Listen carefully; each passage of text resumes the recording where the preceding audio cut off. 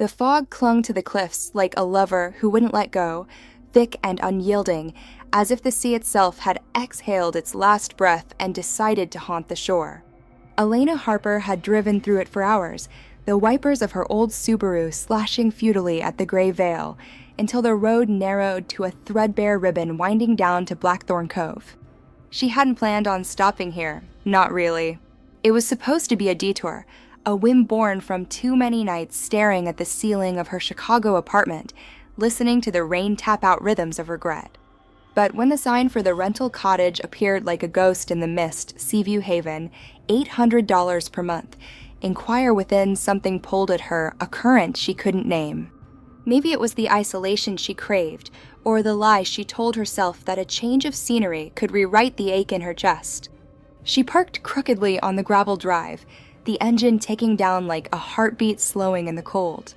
The cottage was smaller than the photos online suggested, a squat thing of weathered clapboard and sagging eaves, perched on the edge of the bluff overlooking the Atlantic. Salt crusted the windows, and the door creaked open before she even touched the knob, as if it had been waiting. Inside, the air smelled of damp wood and something sweeter, like dried lavender pressed between the pages of an old book. Elena dropped her duffel bag on the scarred oak floor and flicked on the single bulb in the kitchen. Shadows danced across the walls, long and lean, stretching toward her like fingers. That first night, she couldn't sleep. The wind howled off the waves, a low moan that rattled the panes, and every creak of the house felt deliberate, like footsteps pacing just beyond her hearing. She lay on the lumpy mattress, staring at the ceiling beams etched with cracks that resembled veins. Her mind wandered back to him, always back to him. Marcus. The name alone was a splinter under her skin. They'd met in a bookstore on a stormy afternoon 3 years ago, his fingers brushing hers over a dog-eared copy of The Bell Jar. He'd smiled then, all easy charm and dark eyes that seemed to hold secrets like storm clouds. "You look like someone who collects ghosts," he'd said, and she'd laughed because it was true and because in that moment, she wanted to believe he could chase them away. But Marcus had been a ghost himself, slipping into her life with whispers and late-night drives, only to vanish 6 months later without a word. No note, no call, just an empty side of the bed and a half-read novel on the nightstand. The police had called it a voluntary disappearance. Her friends called it karma for loving too hard. Elena called it unfinished business. That's why she'd packed the car and headed east, chasing the horizon until it led her here, to this forsaken spit of land where the world ended in foam and fury. By morning, the fog had lifted just enough to reveal the cove below, a crescent of black sand fringed by jagged rocks, the ocean gnawing at them like a starved beast. Elena brewed coffee in a pot that tasted of rust and watched gulls wheel overhead, their cries sharp as accusations. She needed to ground herself, to make this place feel like hers. So she laced up her boots and descended the rickety steps carved into the cliff face, the wind whipping her hair into a frenzy. The beach was littered with driftwood and seaweed, the air brined and biting. She walked until her calves burned, picking her way over stones smoothed by centuries of relentless tides. That's when she saw the first sign. Not a sign, exactly a shape. Half buried in the sand near the water's edge, a piece of driftwood twisted into something almost human, arms outstretched, head bowed, as if pleading with the waves to take it back. Elena knelt, brushing away the grit, and her breath caught. Carved into the wood, faint but deliberate, were initials.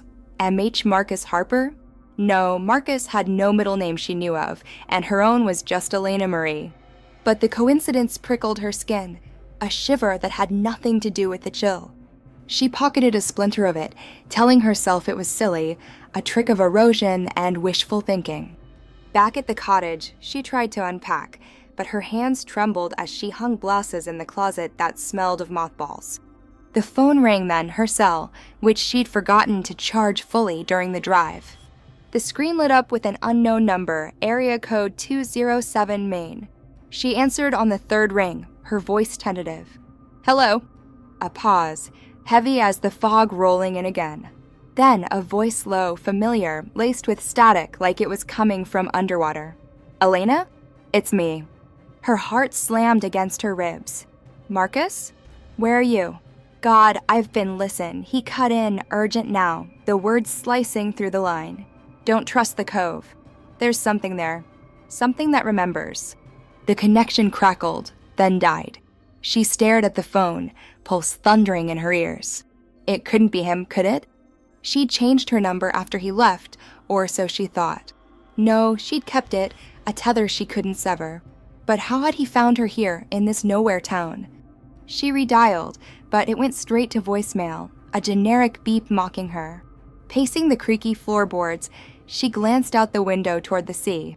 The fog had swallowed the horizon again, and for a split second, she swore she saw a figure standing on the bluff's edge, tall, unmoving, silhouetted against the gray. But when she blinked, it was gone. The afternoon dragged into a reluctant dusk, the sky bruising purple and orange like a fresh wound. Elena couldn't shake the call, replaying it in her mind until the words blurred into paranoia. To distract herself, she wandered into Blackthorn proper, a cluster of saltbox houses huddled around a harbor where lobster boats bobbed like buoys in a forgotten game. The general store was the heart of it, a clapboard relic with a bell that jingled like wind chimes as she pushed through the door. Mrs. Ellis, the proprietor, was a wiry woman in her 70s with eyes like polished agates and a smile that didn't quite reach them. New in town, she asked, peering over half-moon glasses as Elena selected canned soup and a loaf of bread that looked like it had seen better days. Just renting for a bit, Elena replied, forcing lightness into her tone. Seaview Haven, up on the bluff. The woman's hands stilled on the register keys. That old place. Belonged to the Harpers once, you know. Before the accident. Elena's stomach twisted.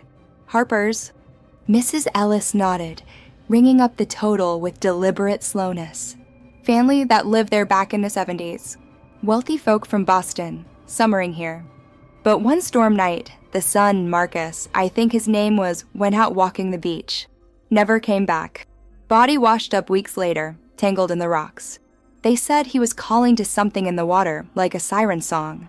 She leaned closer, voice dropping to a conspiratorial hush. Folks around here don't rent that cottage much. Bad luck, they say. Echoes. Elena paid with cash, her fingers numb, and murmured thanks before fleeing into the gathering twilight. Echoes. The word chased her up the hill, mingling with the crash of waves below. By the time she reached the cottage, night had fallen fully, stars pricking the velvet sky like needlepoints. She bolted the door, drew the curtains, and lit every lamp, but the shadows pooled in the corners anyway, thick and watchful. Sleep came in fits, haunted by dreams of submerged faces pressing against the glass of her bedroom window, mouths open in silent screams. She woke drenched in sweat, the splinter of driftwood clutched in her fist like a talisman or a curse. Dawn brought no relief. The phone stayed silent, and the cove below gleamed innocently under a weak sun. But as she sipped her coffee, staring out at the surf, a glint caught her eye, something metallic half buried in the sand, right where the wood had been. Curiosity overrode caution. She descended the steps again, boots sinking into the wet grains. It was a locket, silver and tarnished, the chain snapped as if yanked free in haste. Elena pried it open with shaking fingers. Inside, a faded photograph, a young man with dark hair and eyes that mirrored her own nightmares, arms slung around a woman who looked eerily like her, same sharp cheekbones, same hesitant smile. On the back, engraved in looping script, to Elena, forever yours MH. Her knees buckled. This wasn't possible. Marcus had never given her jewelry. Their love had been frantic, unadorned, all stolen moments and whispered promises. Yet here it was, cold against her palm, the engraving biting into her skin. She snapped it shut and ran back to the cottage, slamming the door against the wind that now howled with laughter. That evening, as the sun dipped low and painted the sea in blood, the phone rang again. She snatched it up before the first ring faded. Marcus? What the hell is going on? Elena, the voice breathed, closer this time, no static to muffle it. It was him, his timbre, that slight rasp from years of smoking hand-rolled cigarettes. You found it, the locket. I left it for you. But how? Where are you? Her voice cracked, a sob bubbling up unbidden. A chuckle, soft and chilling. Closer than you think. The cove, it's not what it seems. It takes what it wants, pulls you under with promises.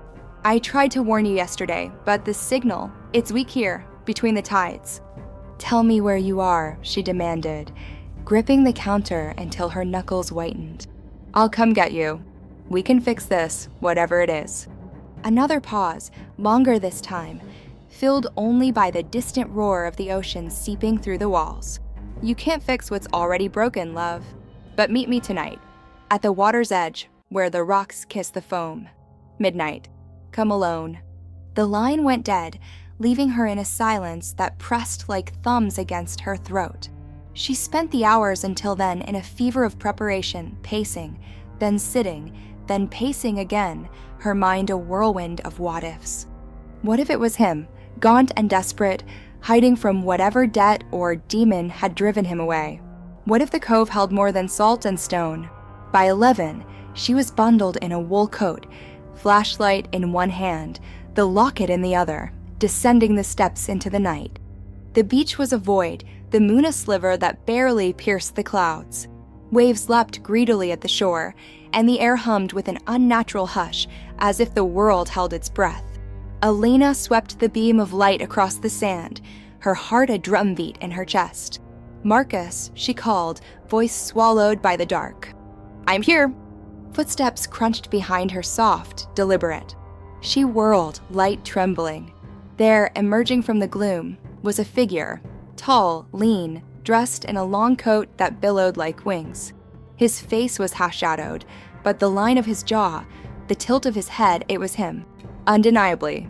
Elena, he said, stepping closer, arms opening as if to embrace the space between them. But as the light caught his eyes, she froze. They weren't right. Too wide, too glassy, reflecting the beam like twin mirrors cracked by frost. You're not, she whispered, backing toward the water, the rocks slick under her heels. He smiled, and it split his face like a wound reopening. Oh, but I am. Or what's left of me. The cove gives back what it takes, you see. In pieces. The wind surged then, cold and clawing, and from the depths, something answered a low, bubbling groan that rose from the waves, calling her name in a voice that was Marcus's, but twisted, hungry. She ran. The cottage door barely latched before she collapsed against it, gasping, the locket burning a hole in her pocket. Outside, the figure, it lingered on the bluff, unmoving, waiting. And in the distance, the sea whispered promises she wasn't sure she could ignore. Dawn broke over Blackthorn Cove like a reluctant confession, painting the sky in smears of pink and gold that did little to warm the chill seeping through the cottage walls. Elena hadn't slept, not truly. She dozed in fits, the locket clutched in her hand like a grenade with the pin half pulled, its weight a constant reminder that reality had frayed at the edges. Every gust of wind against the shutters sounded like knuckles rapping, every swell of the ocean a murmur of her name. By the time the first light filtered through the salt-crusted panes, she was up, brewing coffee with hands that shook so badly she spilled grounds across the counter like scattered ashes. She needed answers. Real ones, not the half-formed terrors clawing at her dreams. The general store would open soon. Mrs. Ellis might know more about the Harpers, about that long-ago Marcus who shared a name with her ghost. Elena dressed quickly, layering a sweater over her rumpled shirt, and slipped the locket into her pocket. It bumped against her thigh like a heartbeat not her own as she locked the cottage door and started down the bluff path, the morning mist curling around her ankles like curious smoke. The village stirred sluggishly under the weak sun, a fisherman hauling traps from his truck, the distant clang of a buoy bell tolling like a funeral knell. The store's bell jingled as she entered, the same hollow chime that had set her nerves jangling the day before. Mrs. Ellis was behind the counter, arranging tins of sardines with the precision of someone folding laundry for the dead. She looked up, her agate eyes sharpening as they landed on Elena. Back so soon, dear? Settling it all right up at Seaview." Elena forced a smile, leaning on the counter with what she hoped was casual curiosity. "Actually, that's why I'm here.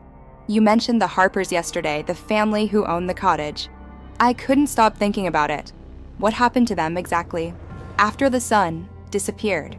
Mrs. Ellis's hands paused, fingers tracing the edge of a tin as if reading Braille. The air in the store thickened, the scent of brine and pipe tobacco pressing close. "Oh, it's old gossip now, water under the bridge or over the rocks, depending on how you look at it. But since you're asking..." She glanced toward the door, ensuring no one else had wandered in, then lowered her voice to a thread. "The Harpers were old money, summers here since the cottage was built in the 1920s. Elias and Clara, that's the parents, and their boy Marcus. Handsome lad, sharp as a gull's beak. Studied literature at some fancy college in Boston, came home every July with books full of poetry about the sea. That summer, though, the one in '78, it was a bad one for storms. Winds that stripped shingles off roofs, waves that chewed the cliffs like they had a grudge. Marcus was different that year, quieter. Folks said he spent nights on the beach, staring out like he was waiting for a ship that never sailed. Then one evening, after a squall that flooded half the harbor, he told his ma he heard voices in the water, not just waves crashing words, calling him by name, promising things. Secrets, mostly. Things he'd buried deep." Elena swallowed, her throat dry as sandpaper. The locket burned hotter in her pocket, a coal against her skin. And then, Mrs. Ellis shrugged, but her eyes didn't leave Elena's face. He went out that night, lantern in hand. Clara found his shoes on the bluff the next morning, toes pointed toward the drop. Search parties combed the cove for days, nothing but kelp and crab shells. Until 2 weeks later, when the tide spat him back. Washed up near the point, tangled in nets like he'd been gift-wrapped for the gulls. Coroner said drowning, but his eyes, they were open, wide as saucers, like he'd seen the devil himself down there. A chill spidered down Elena's spine, unrelated to the draft from the door. Did he leave anything behind? A note or... Just this. Mrs. Ellis reached under the counter and slid out a yellowed newspaper clipping, the edges curled like burnt paper. She unfolded it carefully, revealing a grainy photo. A young man, early 20s, with Marcus's jawline and a smile that tugged at Elena's gut.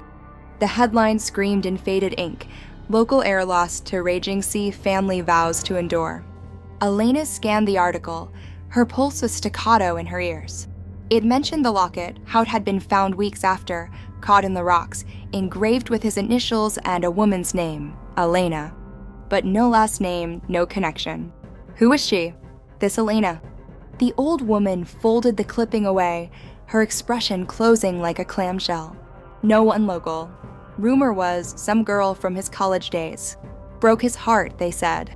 Or maybe he broke hers. Either way, after that, the Harpers sold up and left.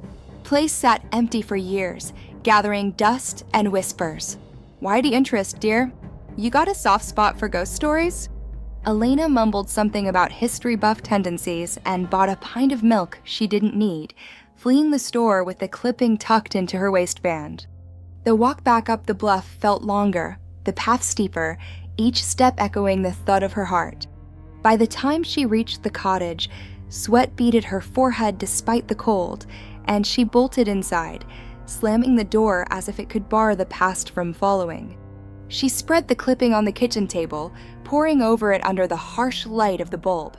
The photo stared back, Marcus Harper. The Marcus Harper identical to her Marcus, down to the faint scar above his left eyebrow from a childhood bike crash. But her Marcus was born in 1990, not 1958. Different eras, different lives. Yet the locket, the initials, the name Elena, it was too neat, too cruel a coincidence. She pulled the silver oval from her pocket, flipping it open again. The photo inside matched the clipping's subject, but the woman beside him, her face blurred at the edges, as if the film had been exposed to salt water, dissolving into Elena's own features the longer she stared. A knock shattered the silence, 3 sharp raps on the door that made her jump, the locket clattering to the floor. She froze, breath held, as if silence could make the intruder vanish. Another knock, softer this time, accompanied by a voice gravelly, male, laced with a local accent. "Miss? You in there? Name's Tom Whitaker, landlord. Heard you had some trouble last night, folks down at the harbor saw lights flashing on the beach." Relief flooded her, mingled with wariness.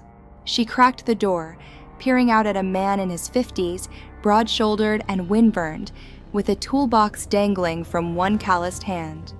His eyes, blue as chipped ice, flicked past her into the dim interior. "Everything all right?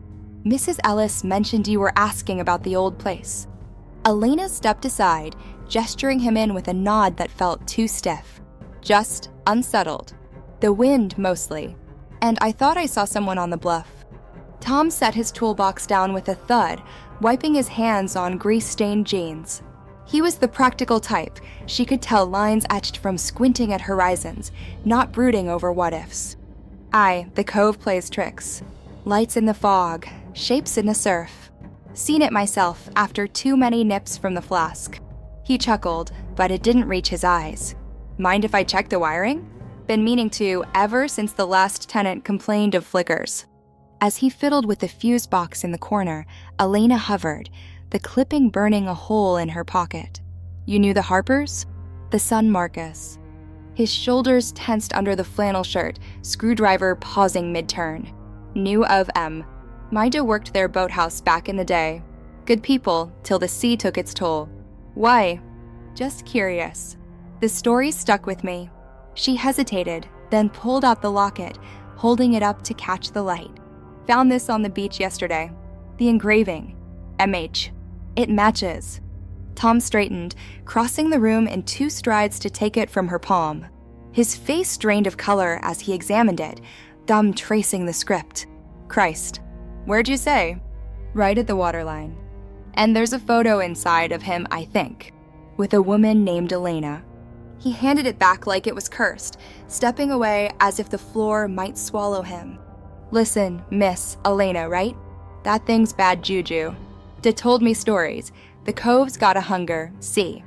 Not for flesh, always, but for echoes. Lovesick fools, broken hearts, it lures them in with what they miss most. Gives back pieces, but twisted. That Marcus, he wasn't the first, nor the last. Last summer, a girl from Portland rented the place. Came running back to the city after a week, babbling about her dead brother calling from the waves." Elena's mouth went dry. "And the locket?" "Part of it. The pull." Tom glanced toward the window, where the sea turned gray and restless. "I'd leave it where you found it. Or better, leave altogether. Place ain't right for healing what ails you." He finished his checks in silence, the only sounds the click of switches and the distant thunder of surf. When he left, promising to bill her for the minor fixes, Elena felt the cottage close in around her, walls whispering like held breaths. She burned the clipping in the sink, watching the flames devour the ink until only ash remained, but the words lingered, branded in her mind. The day unraveled into a haze of avoidance. She cleaned obsessively, scrubbing counters until her fingers pruned, then wandered the overgrown garden behind the cottage, pulling weeds that tore free with wet, reluctant pops. But the sea was always there, a constant murmur through the hedge of tangled rose hips, calling her back. By afternoon, the sky had soured, clouds boiling low and heavy, the air electric with the promise of rain. She tried to read, a battered copy of Rebecca she'd packed for the trip, but the words swam, Manderley's cliffs morphing into Blackthorn's bluffs, the unnamed narrator's fears echoing her own. The phone rang as thunder grumbled in the distance, jolting her from the page. Unknown number again. She let it go to voicemail, heart hammering, but the beep of the message pulled her under like a riptide. "Elena, it's me. Don't listen to them, they don't understand. The cove isn't a monster, it's a mirror. It shows you what you can't let go. Meet me again tonight. Same place. I need to explain. Please. For us." His voice, Marcus's voice, crackled through the speaker, warm and pleading, the rasp smoothed by desperation. Tears pricked her eyes, hot and unbidden. Us. There hadn't been an us in years, just fragments she'd pieced into a mosaic of blame. But what if? What if the cove had kept him, not killed him? What if it had remade him into something she could still save? Dusk fell early, the storm breaking in sheets of rain that lashed the windows like accusations. Elena paced, the locket swinging from its chain around her neck now, a pendulum ticking down to midnight. She told herself it was madness, that Tom was right, that she should pack the Subaru and flee before the tide turned. But the pull was stronger, an ache in her bones like homesickness for a place she'd never been. 11:30 found her at the bluff's edge, rain soaking her coat, hair plastered to her scalp. The steps to the beach are treacherous, slick with mud and spray, each descent a gamble against the slip. Lightning forked the sky, illuminating the cove in stark white flashes, rocks like broken teeth, waves clawing higher than last night. She reached the sand, flashlight beam cutting futile swaths through the downpour, and called his name into the gale. "Marcus, if you're there, show yourself." The thunder answered first, a roar that shook the ground. Then, from the shadows near the water, movement, a figure rising from the froth, water streaming from clothes that cling like second skin. He turned, face pale as bone, eyes catching the light in that unnatural gleam. "You came," he said, voice cutting through the storm like a knife. "I knew you would." Elena approached, cautious, the rain mingling with tears on her cheeks. Up close, he was him, Marcus, down to the crooked incisor from a bar fight in college, the faint stubble shadowing his jaw.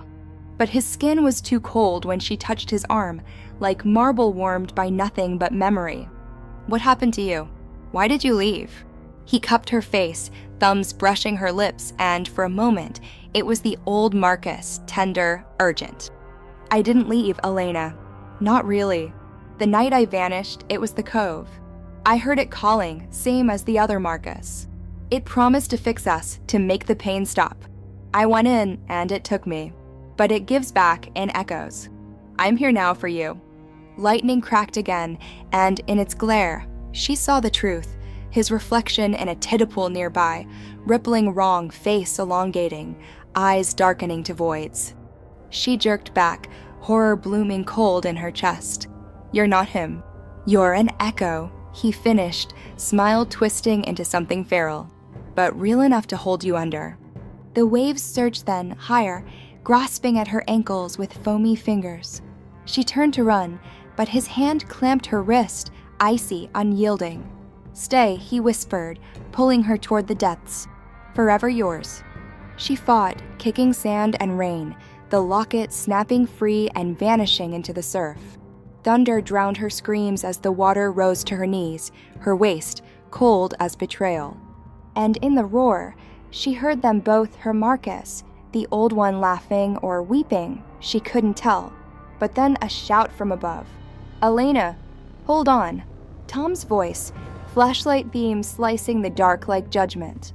He descended the rocks, rope in hand, face grim as granite. "Grab hold now." She lunged, fingers closing on the hemp as the Echo Marcus released her, dissolving into mist and spray with a hiss of regret. Tom hauled her up, the two of them scrambling against the cliff as the tide receded, leaving only whispers in its wake. Back at the cottage, wrapped in blankets and whiskey, Elena spilled it all, the calls, the locket, the faces in the waves. Tom listened without judgment, then nodded toward the fire. "Told you it hungers for echoes. Yours matched the old ones too close. Wear your heart on your sleeve here, and the seal claim it." By morning, the storm had passed, the cove gleaming innocent under a blue sky. Elena packed her bags, the Subaru's engine humming like a farewell. As she drove away, the cottage shrinking in the rearview, she glanced back one last time.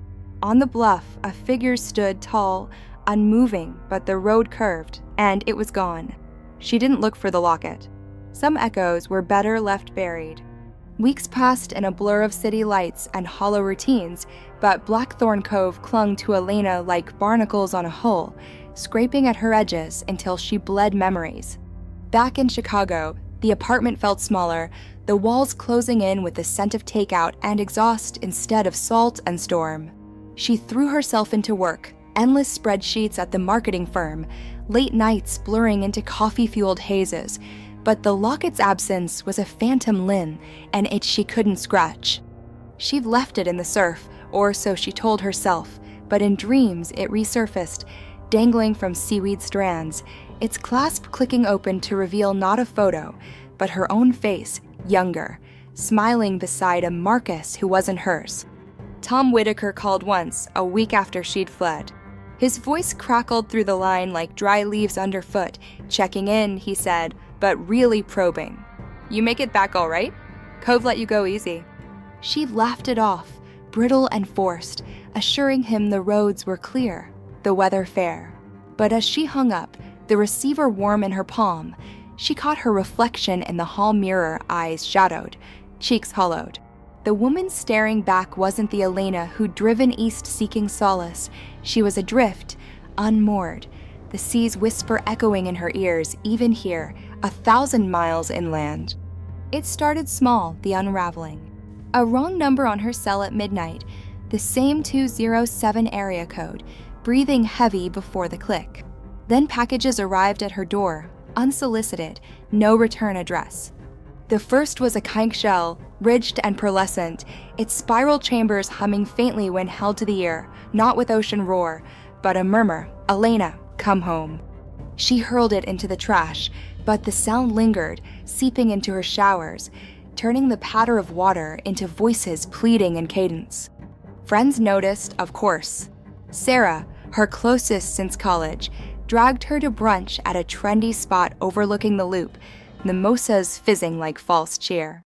"You look like hell. I'll spill. What happened in Maine? You ghosted us for a month, then come back all haunted."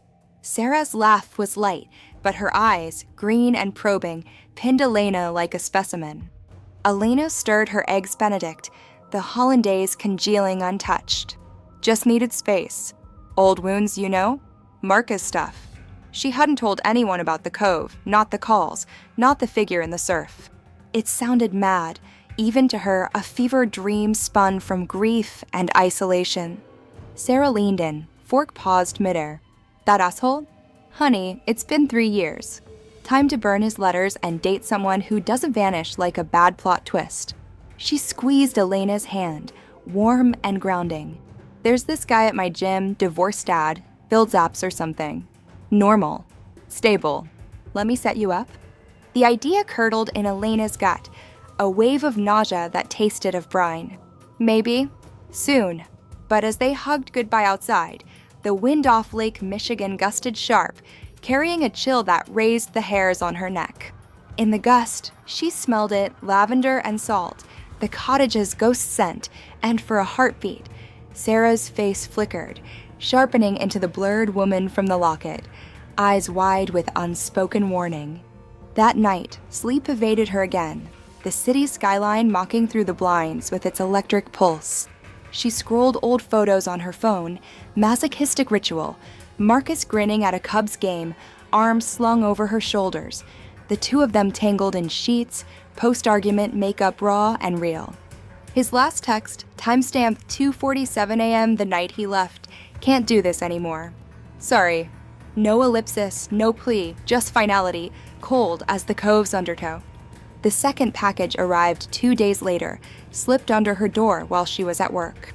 Inside the plain brown box, wrapped in tissue that flaked like old skin, was a book, The Echoes of the Tide, a slim volume of poetry she'd never heard of, published in 1979 by 1M, Harper. The cover was embossed with waves crashing against a cliff, and the dedication page read, "For Elena, who hears the sea's secrets." Elena's hands trembled as she turned the pages, lines leaping out like accusations. In the foam's embrace, "I wait for your return. The current carries your name. A siren's lure. What was lost in the deep gives back, twisted in salt, but yours eternally intact." She slammed it shut, heart hammerjacking, and dialed Tom Whitaker's number from memory, the one he'd scrawled on a napkin before she left. He answered on the second ring, background noise of waves and gulls filtering through. "Elena? What's wrong? You tell me, she hissed, voice low so the neighbors wouldn't hear. Poems. Shells. It's following me. Whatever it is. A pause, heavy as an anchor dropping. Damn it. I figured as much. The cove doesn't let go easy, not when it finds a match. That echo you stirred up, it's latched on. Like a lamprey, sucking at the soul. Her laugh was bitter, edged with hysteria. Soul? Tom, this is real life, not some fisherman's yarn. Tell me how to stop it. He sighed, the sound weary, world-worn. Only one way. Go back. Face it where it was born. Burn the ties, whatever it gave you, whatever you took. Salt and fire under the full moon. Old ritual from before the Harpers. Swore by it. Elena gripped the phone tighter, knuckles aching. And if I don't? Then it grows. Fills the cracks until there's no you left, just the echo, wearing your skin. The line hummed with silence after that, broken only by the distant crash of surf on his end. She hung up, staring at the book in her lap, its pages whispering as she shifted. By morning, her decision was made not out of bravery, but bone-deep exhaustion, the kind that hollows you out and leaves room for ghosts. The drive back was a descent into autumn's decay, leaves carpeting the interstate in funeral pyres of red and gold, the air sharpening with the promise of winter. She stopped only for gas and black coffee, the radio tuned to static that mimicked ocean roar. Blackthorn Cove welcomed her with open arms or open jaws, the sky low and bruised as she crested the hill. The cottage stood unchanged, a sentinel against the bluff, windows dark as empty sockets. The gravel crunched under her tires like brittle bones, and as she killed the engine, the wind picked up, carrying that lavender tang, sweeter now, almost seductive. Inside, dust motes danced in the slanted light, and the air hummed with expectancy. Elena dropped her bag, lighter this time, no unpacking, just essentials. The book, a canister of sea salt from a roadside market, matches swiped from a diner. She moved through the rooms like a thief in her own life, gathering remnants, the splinter of driftwood from her first night, tucked forgotten in a drawer, a faded postcard of the cove pinned to the fridge, postmarked 1978. Each piece pulsed under her fingers, warm as fevered skin. Tom arrived at dusk, his truck rumbling up the drive like thunder's echo. He carried a burlap sack slung over one shoulder, face etched deeper with worry lines, eyes scanning the horizon as if expecting company. Full moon's tomorrow, he said by way of greeting, stepping inside without invitation. We wait till it crests. You sure about this? She met his gaze, chin lifted despite the tremor in her limbs. No, but I'm here. He nodded, unpacking the sack on the kitchen table, driftwood bundles for kindling, a rusted iron bowl scarred from use, vials of oil that smelled of pine and regret. The rite's simple, but it hurts. You gotta name it, call out what it took, what it twisted. Offer it back with salt and flame. And whatever shows, don't look too long. Echoes lie with their eyes. They ate in silence that evening, canned stew heated over a camp stove, the cottage's ancient wiring flickering like a dying pulse. Tom talked to fill the quiet, stories of his own. A brother lost to the cove in '92, lured by whispers of a girl who'd drowned young, how the village elders once mapped the tides, charting hungry hours when the sea sang loudest. Elena listened, the food tasteless on her tongue, her mind adrift on what-ifs. What if Marcus, her Marcus, was down there, not dead but waiting, remade in the deep? What if the echo was a bridge, not a trap? Night fell heavy, stars wheeling overhead like conspirators. They built the fire on the bluff's edge, just above the steps, a pyre of driftwood and relics, flames leaping greedy under the moon's pale gaze. Salt circled the blaze in a wide arc, crystals glinting like teeth. Elena stood at the precipice, the book open in her hands, pages fluttering like trapped birds. Tom chanted low, words in a Gaelic lilt she'd never heard, the rhythm syncing with the waves below. Crash, recede, crash, recede. Now, he murmured, stepping back, face shadowed by firelight. Speak its name. Call him. Her throat tightened, dry as bone ash. The wind tugged at her coat, insistent, pleading. "Marcus," she said, voice cracking like thin ice. "MH whatever you are, come out. Face me." The flames hissed, salt popping in the heat, and the sea answered. Not with roar, but a sigh long, drawn out like breath escaping a grave. From the cove's throat, mist rose in tendrils, coiling up the cliff face, thick and luminous under the moon. Shapes formed within, silhouettes at first indistinct, then sharpening into forms. A woman, skirts billowing like sails, reaching, a child, small hand outstretched, and then him, Marcus, or the first one, striding from the fog, coat dripping, eyes mirrors to the inferno behind her. But it wasn't alone. Beside him, materializing from the spray, was her Marcus, twin to the echo, but warmer, fleshier, the scar on his brow livid in the fire's glow. Two of them, side by side, faces splitting into smiles that didn't match, one tender, one ravenous. "Elena," they said in unison, voices layering like harmonies from hell, one rasp, one smooth, one near, one distant. "You've come home." She stumbled back, the book's pages crumpling in her fist. "Which one are you?" "My Marcus. Did the cove take you too?" The echoes advanced, steps silent on the grass, the air between them shimmering like heat haze. The first Marcus, the old one, tilted his head, sorrow etching his features. "It takes all broken things, love. Hearts that ache for what's lost. I came for my Elena, a girl who left me for the city lights. But you woke me with your name, your pain. It wove us together." Her Marcus, no, the echo of him, reached out, fingers brushing her cheek, cold as before, but now laced with something electric, pulling. "And I heard it calling that night after I left you. The promise is eternal, no more running. But it lied. It always lies. Join us, Elena. We can behold down there no more echoes, just us." Horror rooted her, but beneath it, a treacherous longing bloomed, the ache she'd carried for years unfurling like kelp in current. Tom's voice cut through, urgent from the fire's edge. "Don't listen. Salt the circle, no. Burn it." She moved on instinct, hurling handfuls of salt at their feet, the crystals scattering like shattered glass. The echoes recoiled, hissing, forms blurring at the edges as if dissolving in acid. The book she thrust into the flames, pages curling black, releasing a scent of ink and brine. "I release you," she choked out, tears streaming hot. "Marcus, both of you, go back to the deep. You're not mine anymore." The wind held them, a banshee wail that whipped the fire high, embers spiraling into the night like lost souls. The echoes lunged once, hands outstretched, but the salt held, a barrier glowing faint blue.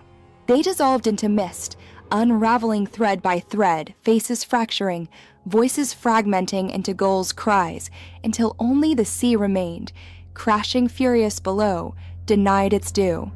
Elena collapsed to her knees, spent, the bluff's grass damp under her palms. Tom draped his jacket over her shoulders, face ashen but relieved. "It's done. The tide turns tonight, full moon's mercy." They sat there until dawn, watching the flames die to coals, the cove settling into uneasy quiet.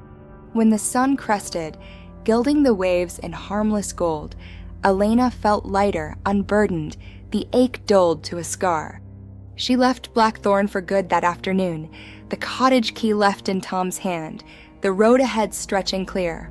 Chicago welcomed her back with indifferent bustle, but the whispers had ceased, no calls, no packages, no scents on the wind. Sarah's setup turned into coffee dates with the app guy, tentative laughs over lattes, a slow rebuilding. Yet sometimes, on quiet nights by the lake, Elena swears she hears it, a faint murmur, not calling, but fading. An echo of an echo, reminding her that some seas give back more than they take, the strength to swim away. Months slipped by like pages in a book Elena no longer cared to read, each one turning with less resistance, the weight of Blackthorn Cove lifting gradually from her shoulders. Chicago's relentless rhythm reasserted itself, deadlines blurring into after-work drinks, Sarah's persistent matchmaking evolving from setups to a reluctant double date with the app developer, whose name, David stuck after the third coffee. Then the first awkward kiss under the glow of street lamps. He was steady, the kind of man who planned grocery lists and fixed leaky faucets without fanfare, a far cry from Marcus's whirlwind of poetry and vanishing acts. Elena found herself leaning into it, the normalcy a balm on scars she no longer picked at. But normalcy had its cracks, hairline fractures that widened in the quiet hours. The lakefront walks she took on weekends, chasing the horizon's flat blue line, always ended with her ear cocked to the wind, half expecting the murmur of waves laced with her name. The conch shell she'd smashed in a fit of rage reformed in her dreams, whole and humming, its chambers a labyrinth leading back to the bluff. And the book, the echoes of the tide, she'd buried the ashes of under a sycamore in her building's courtyard, only to find stray pages fluttering against her window on gusty evenings, ink smeared but legible. The deep forgives, but never forgets. Tom called sporadically, his updates a lifeline to the world she'd escaped. Cove's quiet this season. He grunt over the line, the clink of beer bottles punctuating his words. No renters at Seaview. Told the agency it's off limits till spring. You holding up? She'd assure him yes, always yes, and mean it more each time. The ritual had worked. The echoes were silenced, their pull severed like a knotted rope finally cut. Yet in the pauses of conversation, she'd hear it, the ocean's distant sigh on his end, patient, eternal, and wonder if she'd truly severed anything or merely delayed the tide. Winter clamped down hard that year, snow blanketing the city in muffled hush, turning Michigan Avenue into a postcard of bundled figures and twinkling storefronts. Elena and David marked the solstice with mulled wine at his place, a cozy walk-up overlooking a park where bare branches scratched the sky like desperate fingers. He gifted her a scarf, soft cashmere and deep emerald, wrapping it around her neck with hands that lingered warm. For the cold snaps, he said, eyes crinkling at the corners. Keeps the ghosts out. She laughed then, genuine and light, but the word ghosts hung between them, a shadow she brushed aside with a kiss. Holiday lights strung across the lakefront. Elena walked alone one frigid night, David's flu keeping him abed.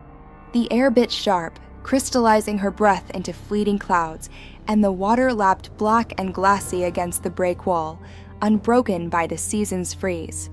She pulled the scarf tighter, its wool a poor shield against the chill that bloomed not from the wind, but deeper, in the hollow where her heart had once raced for Marcus. Footsteps echoed behind her, crunching snow, deliberate, and she turned, expecting a jogger or a dog walker. But the path stretched empty, sodium lamps casting long, empty pools of yellow. "Hello." Her voice carried thin, swallowed by the hush. Nothing.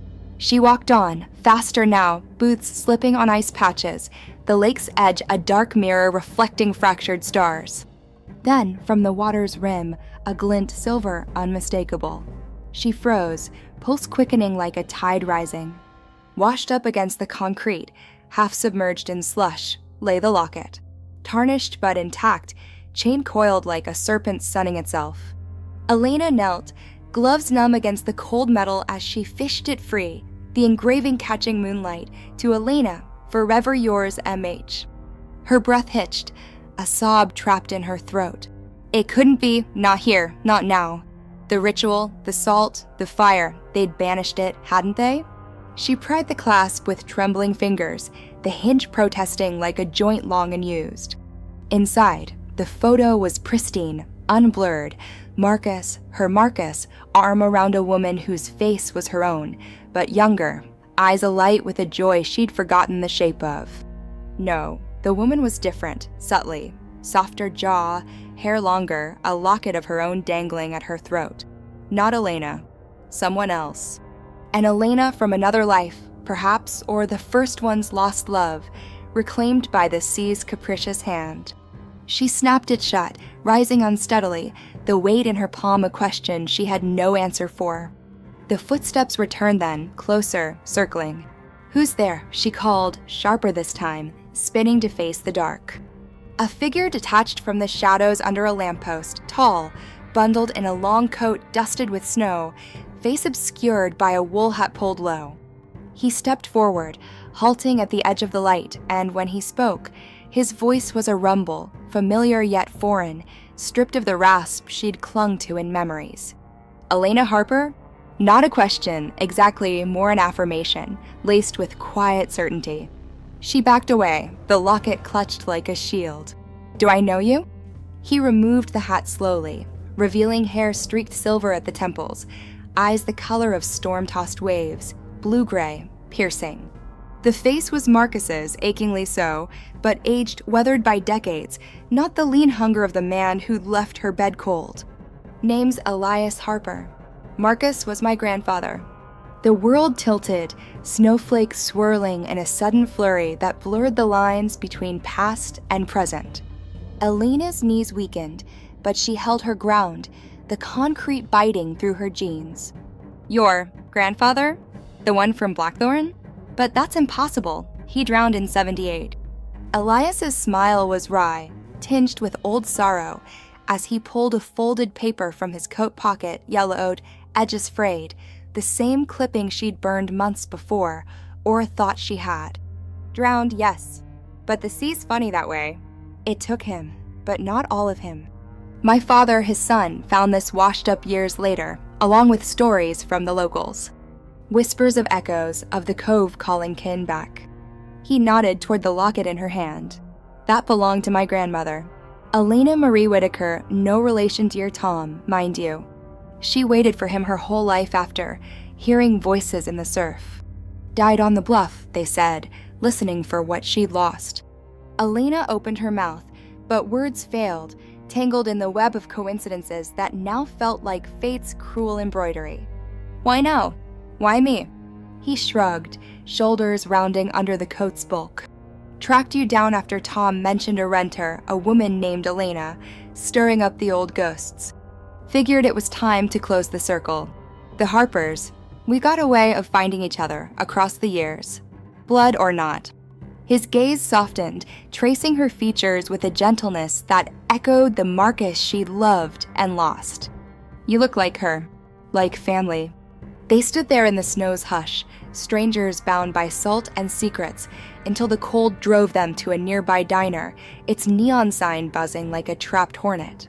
Over black coffee steaming in chipped mugs, Elias unfolded the tale, not as myth, but memory passed down like heirlooms.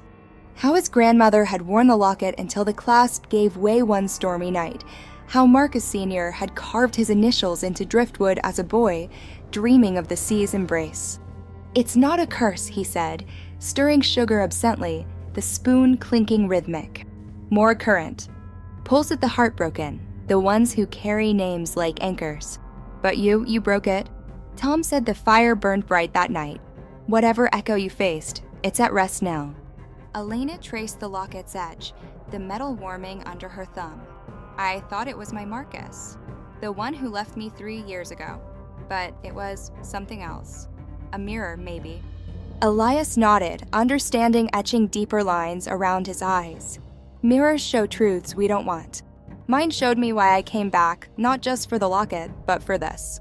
He slid a small envelope across the Formica table, unsealed, contents a single photograph, a family portrait from the 70s. The Harpers posed stiffly on the cottage porch, Elias's father as a boy, gangly and solemn, Clara and Elias Sr. Arms linked, and in the foreground, a woman, Elena Marie, holding a book of poetry, her smile tentative, eyes on the horizon. "Keep it," he said as she slipped it inside the locket, the fit perfect, as if made for it. A piece to carry forward, not back. They parted at dawn, the city stirring to life around them, plows rumbling, vendors cracking shutters. Elias hugged her briefly, coat smelling of wool and wood smoke, a father's embrace across generations. If the whispers start again, call. Harpers stick together. He gave her his card, a simple thing, professor of maritime history at a Boston university, and vanished into the subway's maw. He left her with the locket heavy around her neck, no longer a curse, but a compass. Spring arrived tentative, crocuses pushing through snow melt, the lake shedding its icy skin for ripples of green.